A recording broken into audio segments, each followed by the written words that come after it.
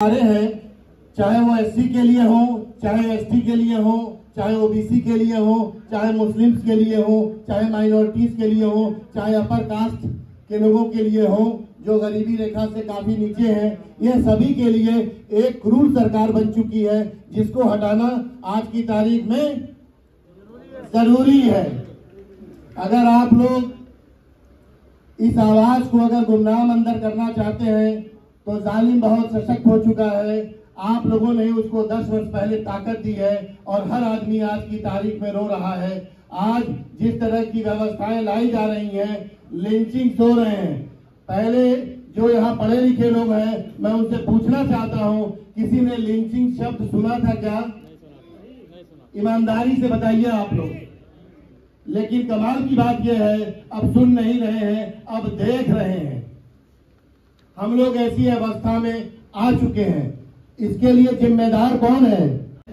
हम सभी जिम्मेदार हैं, क्योंकि सारी ताकत कहां पे है?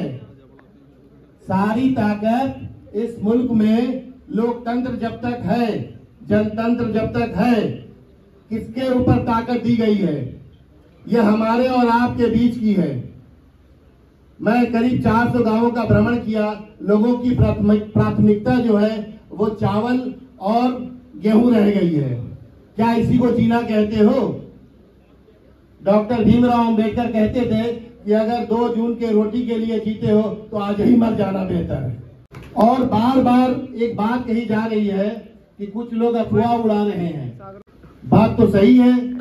मैं भी बहुत जगहों पे गया और कई बार सुनने की आई कि एक डुप्लीकेट आदमी यहाँ पे घूम रहा है और वो कहता है कि मैं गठबंधन का प्रत्याशी हूँ। यह बड़ी अजीबोगरीब तरह की स्थिति है। तो सवाल ये नहीं है कि वो व्यक्ति नकली आदमी या डुप्लीकेट आदमी घूम रहा है। सवाल ये है कि उस डुप्लीकेट आदमी को और नकली आदमी को बढ़ावा कौन दे रहा है?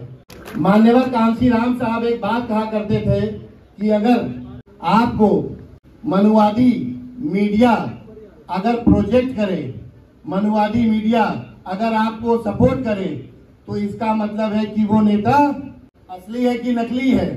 अगर मनुवादी मीडिया, कॉरपोरेट मीडिया, गोदी मीडिया जिसकी तारीफ करे, जिसका बढ़ चढ़कर हिसाब किताब दिखाए, उसका मतलब है कि वो नेता।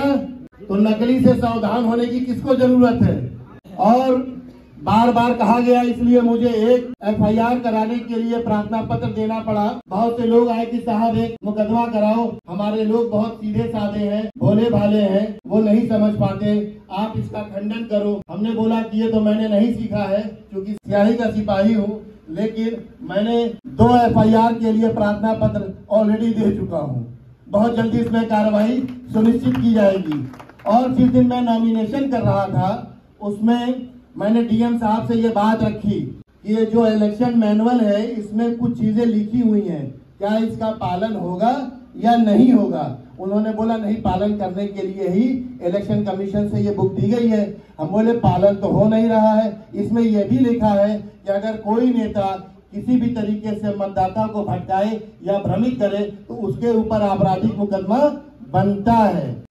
तो हमने कहा कि कल 10 बजे सवेरे आपके टेबल पे FIR की कॉपी होगी।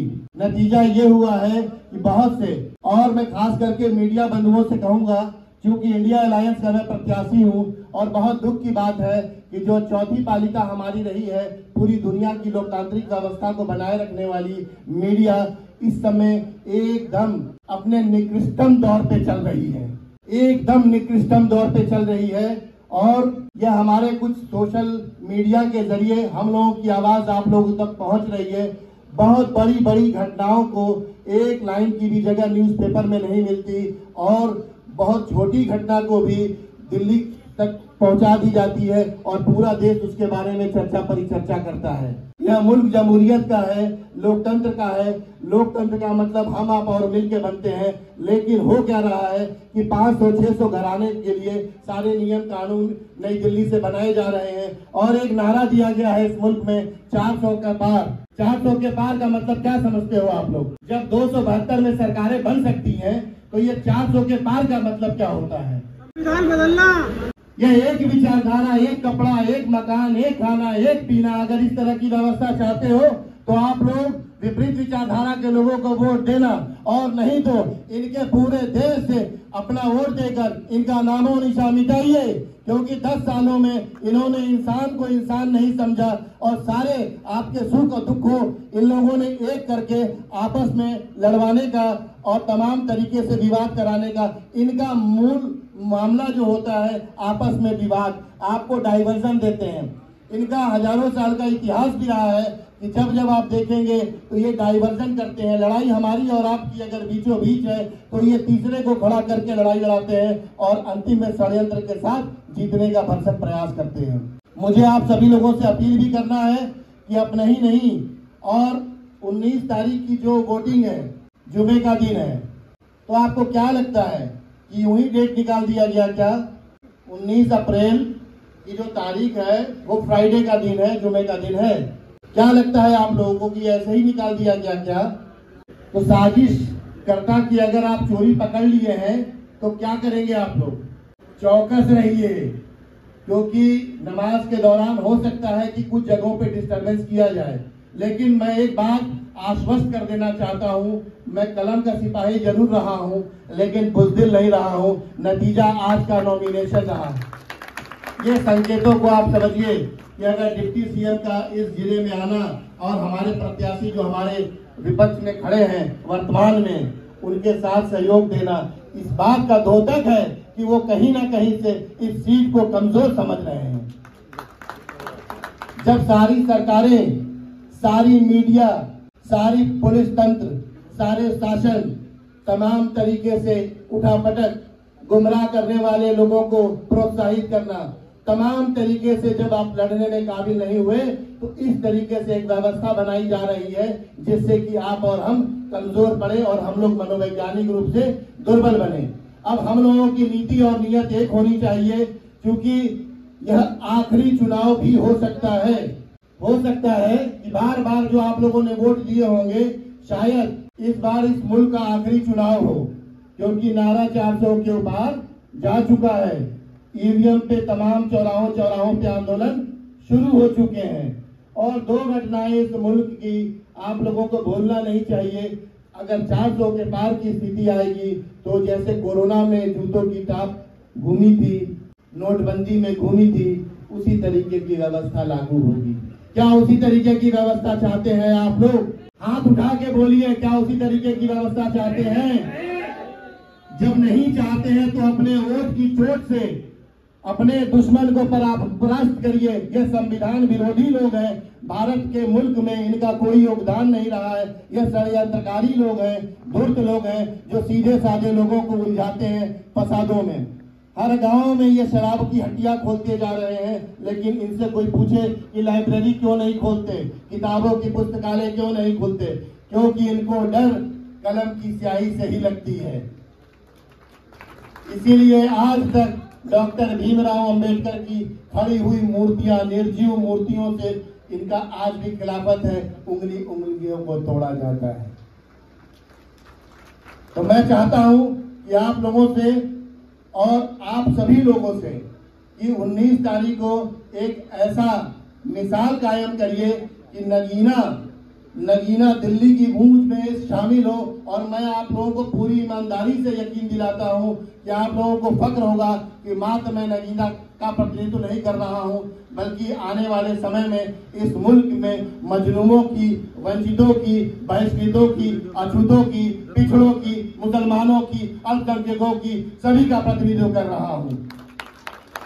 एक बात और मैं कहना चाहता हूं आप लोगों के बीच में, जो ये नगीना हमारा कॉन्स्टिट्यूएंसी है, यह पूरा जिला बनने की मान्यता रखता है। मैं आप लोगों से एक वादा भी करता हूं कि अगर ये मुझे अवसर मिलता है नई दिल्ली में पहुंचने का, सदन में पहुंचने का, महापंचायत में पहुंचने का, तो नगीना कॉन्स्टिट्यूएंसी नहीं रहेगी और नगीना जनपद और जिले के रूप में मैं आपको सौगात के रूप में दूंगा। मैं यह वादा करता हूं। और एक घटना घटी, मैं उसका जिक्र करते चलूं। एक अभी होली के दिन में, हालांकि प्रशासन ने बहुत ही बेहतरीन भूमिका निभाई उसमें, उसके लिए उसको धन्यवाद भी है। एक ऐसी व्यवस्था बनी हुई है कि एक अमुक खास करके एक समाज को टारगेट किया जाता है जिसको इस मुल्क में मुसलमान कहा जा रहा है। कोई मोटरसाइकिल पे अपनी बीमार बहन को अपनी मां के साथ ले जाता है तो उसके साथ उसकी ड्रेस कोड पे उसके साथ हिंसा हो रही है। इस तरह की व्यवस्था के लिए जिम्मेदार कौन है? नजाकत भाई ने बहुत प्यारी बात कही, जब आप सब्जी खरीदने जाते हो, बकरे खरीदने जाते हो, गाय खरीदने जाते हो, भैंस खरीदने जाते हो, तो आप वहां पे नाप तोल करते हो, मापदंड लेते हो। अब यहाँ पर प्रत्याशी सभी के सामने आ चुके हैं। एक जज 17 साल की नौकरी छोड़ के आया है, दूसरे तरफ से एक व्यापारी जो विगत 15 वर्षों से आप लोगों के बीच में है, और तीसरा एक डुप्लीकेट आदमी घूम रहा है जिसके ऊपर कोई चर्चा नहीं होती कि कई मुकदमे उनके ऊपर लगे हुए हैं। लेकिन आप लोगों की खामोशी इस बात का इशारा करती है कि आप लोग भी कहीं ना कहीं से भ्रमित हैं। अगर यही प्रत्याशी दूसरे साइड में रहता तो सारी मीडिया उसके खिलाफ 30-30, 40-40 मुकदमे दिखाने लगती। सहमत है कि नहीं सहमत है? ये षड्यंत्रकारी लोग हैं, इनके षड्यंत्रों को हम लोगों को पर्दाफाश करना है। और ये जो नकली और डुप्लीकेट आदमी है पूरे भारत में, भारत के संविधान को मानने वाले, और जो संविधान को मानने वाले लोग हैं वही इंडिया अलायंस के लोग हैं, और जो नहीं मानने वाले लोग हैं वो वर्तमान सरकारें हैं। इनका भारत के संविधान में कोई यकीन नहीं है आज की तारीख में। इसलिए ये लड़ाई आमने सामने है। ये डुप्लीकेट को हटाइए आप लोग और भ्रम को दूर करिए। लड़ाई सीधी है। इसलिए मैं आप लोगों से गुजारिश करता हूं और बहुत तहे दिल से अपील करता हूं कि 19 अप्रैल को अपना बेहतरीन अपने दिल पे हाथ रखकर एक बार वोट मुझे देकर देखिएगा। आप लोग का असरात पूरे मुल्क में दिखेगा। यहाँ पर कुछ क्षेत्रों से मैंने पाया 400 भ्रमण के दौरान कि यहाँ से लोग उत्तराखंड में इलाज कराने जाते हैं। क्या ये बात सही है? आधे लोग सही बात कहते हैं, आधे लोग चुप है। इसका मतलब आधे लोग गलत है। सभी लोग बोलिए ना कि नहीं सही है। आधे लोग चुप रहते हैं तो आधे लोग गलत होते हैं। अगर सही है तो फिर पूरी सही हो, और अगर नहीं सही हो तो पूरा गलत हो। हम लोगों को बीच में नहीं जीना है, कोमा में नहीं जीना है। या तो जिंदा रहिए या तो मुर्दा रहिए। तो मैं आप लोगों से के बीच में एक ये भी अपील करता हूँ, हालांकि ये बहुत ही मेंबर ऑफ पार्लियामेंट के लिए कोई बहुत बड़ा विषय नहीं होता, एक मेडिकल कॉलेज का भी सौगात आप लोगों को नगीना कॉन्स्टिट्यूएंसी में मिलेगी।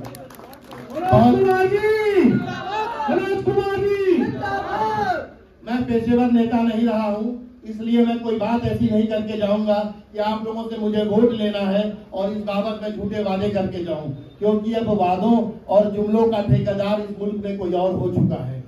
मैंने 2 बातें कही हैं, एक नगीना को डिस्ट्रिक्ट बनाने के लिए और दूसरा यहाँ पर एक मेडिकल कॉलेज बनाने के लिए। और इससे भी बड़ी बात, सभी को सुरक्षा एक समान मिलेगी। ये एक आंखों का न्याय बंद होगा यहाँ पे। बहुत बहुत शुक्रिया, बहुत बहुत आभार। मनोज कुमार जी जिंदाबाद, मनोज कुमार जी समाजवादी पार्टी, इंडिया गठबंधन। मेरे से अपील की गई है कि कुछ बातें कहूं मैं। मेरा प्रत्याशी बनना इस मुल्क में एक अलग तरह का मुकाम देता है, क्योंकि जो सेवा में लोग हैं निश्चित रूप से कहीं न कहीं आज नहीं तो कल जुड़ते ही होंगे और आपस में चर्चा परिचर्चा करते होंगे कि सेवा से 18 साल की नौकरी छोड़कर सियासत में क्यों जा रहा है। तो उनके लिए सीधा सीधा है कि जो मुल्क के हालात हैं, आप लोगों से भी मेरा निवेदन है, कल भी मैंने नजीबाबाद में निवेदन किया था, जो भारत के संविधान से मिली फायदे को लेकर उस मुकाम पे पहुंचे हैं, संवैधानिक पदों पे पहुंचे हैं, वहां से लेकर चपरासी तक इस मुल्क में भारत के संविधान का कर्जदार है, उनसे भी मैं निवेदन करता हूं कि आप लोग अपने कलम से, अपनी स्याही से इस मुल्क में कमजोर, वंचितों और जो भी दिन दुखी हुए उसके खिलाफ कोई काम ना करें। हमारा ये जो नगीना कॉन्स्टिट्यूएंसी है, हमारे 3 विधायक जीते हुए हैं 5 में से, और 2 हराए गए हैं। सहमत है? अगर ऐसे हम लोग वोटों को जोड़ लें तो 65,000 वोट से हम लोग कॉन्स्टिट्यूएंसी जीते हुए हैं। अब आप लोग को इसमें क्या करना है? यहीं तक रोक देना है कारवां या और आगे बढ़ाना है? मान्यवर कांशीराम साहब कहा करते थे कि जिसका समाज कमजोर होता है उसका नेता कमजोर होता है। मान्यवर कांशीराम साहब जिन्होंने भारत के संविधान की सियासत और बाबा साहब के सिद्धांत को जमीन पे उतारकर पूरे मुल्क में एक अजीबोगरीब तरह की व्यवस्था कायम करने की पूरी कोशिश की और बहुत हद तक सफल हुए। तो मैं उनकी बात से आप लोगों के माध्यम से पूछना चाहता हूँ, क्या आप लोग कमजोर लोग हैं? जोर से बोलिए। अगर नहीं है तो आपका नेता भी कमजोर नहीं है। और जो ये 5 हमारी विधानसभाएं हैं, इसमें ज्यादा से ज्यादा दीजिए, क्योंकि अगर कुर्सी की पांव अगर हमारी मोटी और मजबूत होगी तो आपका नेता मजबूती से नई दिल्ली में आपकी बात और मजलूम समाज की बात कर सकेगा। इन्हीं सब बातों के साथ जय भीम, जय भारत, जय समाजवाद, जय गठबंधन। बहुत बहुत शुक्रिया।